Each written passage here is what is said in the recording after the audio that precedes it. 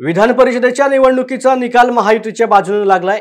भाजपकडून 5 उमेदवार रिंगणामध्ये होते, त्यामध्ये सर्वांच्या सर्व उमेदवार म्हणजेच पंकजा मुंडे, योगेश टिळेकर, परियण फुके, अमित गोरखे, सदाभाऊ खोत हे विजयी झालेत।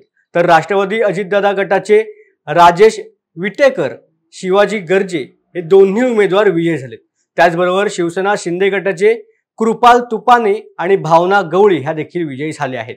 तर महाविकास आघाडीकडून काँग्रेसच्या प्रज्ञा सातव या विजयी झालेत। तर महत्त्वाचं म्हणजे काँग्रेसची मतं पुन्हा एकदा फुटल्याची प्राथमिक माहिती समोर आली।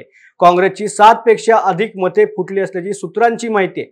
तर दुसरीकडे राष्ट्रवादी शरद पवार गटाकडून निवडणुकीच्या रिंगणामध्ये उभे असलेले शेकाप पक्षाचे जयंत पाटील यांना मात्र पहिल्याच फेरीमध्ये 12 मतं मिळाल्यामुळे पराभवाचा धक्का सहन करावा लागला। त्यामुळे ते मतमोजणी केंद्रावरून निघून गेल्याचं पाहायला मिळालं।